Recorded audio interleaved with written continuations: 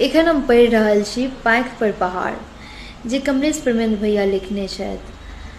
एकर शीर्षक जे छै से हमरा बेस आकर्षित केलक, जे केना शीर्षक जेना जे कथानायक छथिन मदन, ओ काफ़ी मेहनत आ संघर्ष कऽ कऽ अपन पत्नीके एकटा नव जीवन दै छथिन, एकटा ऊँचाइ पर पहुँचाबै छथिन। जखन लोक नौकरीमे रहै छै तऽ ओकरा परिवारके बुझबाक बड्ड कम समय भेटै छै। ओकरा एते पलखैत नहि रहै छै जे ओ नीकसँ बाल बच्चाके घरवालीके बुझतै। तऽ हुनका 60 सालमे ई नहि पता छलनि जे हुनकर जे पत्नी छथिन ओ गीत गाबै छथिन कि रचना करै छथिन। रिटायरमेंट भेलाके बाद जखन ओ घरके आगाँमे जे बाट रहै ओतऽ ठाढ़ रहथि आओर हुनका कानमे जे हुनकर पत्नी किचनमे गीत गाबैत रहै छथिन ओ आवाज जाइ छनि, और ओ चारू तरफ देखऽ लागै छथिन जे के गाबि रहल छै। देखैत देखैत हुनका पैरमे मचोड़ तक आबि जाइ छनि। अन्ततः पता चलै छनि जे हमर पत्नी गीत गाबै छथि। जखन हुनकासँ पूछै छथिन तऽ ओ देखाबै छथिन जे हम कतेक गीत लिखनैयो छी आओर रचना सेहो करै छलखिन और गाबै छी सेहो। ओकर बाद ओ तऽ हुनका आगाँ बढ़ेबाक लेल जान प्राण एक कऽ दै छथिन और हिनकर रिटायरमेंटमे 5-7 लाख रुपैआ भेटैवला रहै छै। तऽ ओहिमे इएह देखायल गेलै जे सभक बेटाके नजरि रहै छनि जे जल्दीसँ मकान कीन लिअ, कहबो करै छनि। और हिनका कंठ ठेकल बेटी रहै छनि एकटा, तऽ बेटा कहै छनि जे घरक दाम जे छै से बढ़ल जाइ छै आ बड़क दाम घटल जाइ छै। तऽ ओकरा बहिनके बियाहक नहि फिक्र रहलै, ओकरा अपन मकान लेबाक छै और पाइ लऽ कऽ ओ अपन लऽ लै छै। ओकर बाद भाय पैसा लेल ओ भाय लै छनि जे कि भातिज अहाँके बेटा नहि भेल। फेर बहिन लै छै, ओकर बेटीके बियाह रहै छै तऽ कहै छै जे कि भगिनी अहाँके बेटी नहि भेल। हुनका सबके पैसा सब लऽ लै छै और हुनकर बेटी रहै छै बियाह करैवाली। तऽ ओहि क्रममे ओ ओकरा लेल रिश्ता ढूँढै लए जाइ छथिन तऽ एकटा बरागत जे छथिन हुनकासँ की बात होइ छै तऽ हम किछु लाइन ओ पढ़ि कऽ सुनाबै छी। जाहि लड़काके संग मदन लताके बियाह कराबऽ चाहै छलाह तकर पिता शिव कुमारसँ भेंट करबाक लेल मदन पहुँचलाह। मदनके देखते शिव कुमार हाथ जोड़ि नमस्कार केलकनि आ बैसऽ लेल कहलकनि। मदन सोफा पर बैसि गेलाह। दुनूमे हालचाल भेलनि। शिव कुमार बाजल, रुपैयाके इंतजाम भऽ गेल की? ई कहै छथिन जँ रुपैयाके इंतजाम भऽ गेल रहत तऽ फोन कऽ देने रहितहुँ। जँ इंतजाम नहि भेलैए तैँ सदेह उपस्थित छी।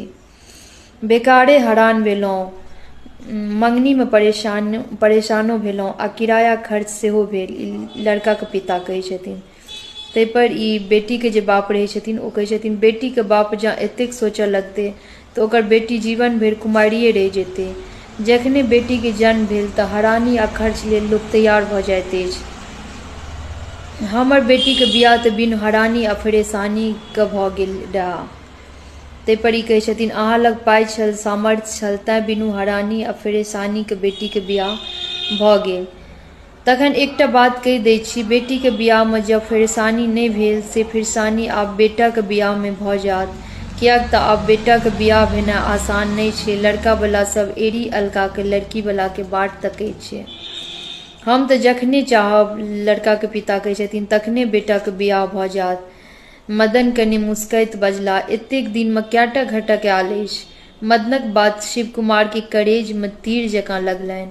भीतरसँ छटपटा कऽ रहि गेला, मुदा ऊपरसँ मुस्काइत बजलाह, हमरा तऽ आइयो भोरमे एकटा लड़कीके पिता फोन केने छल, मुदा दूरी चलते मना कऽ देलियै।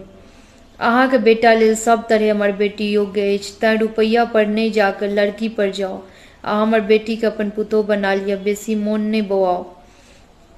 ताहिपर ओ कहै छथिन जे हमरा अहाँके सलाहक आवश्यकता नहि अछि।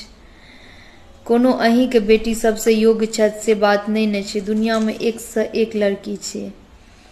से लड़कीवला अहाँ लग आओत तखन ने। ओकरा तऽ अपने एकसँ एक लड़कावला खुशामद कऽ रहल छै। तैँ जे आयल अछि तकरा नहि ठोकराउ, नहि तऽ बादमे अपने पछतायब।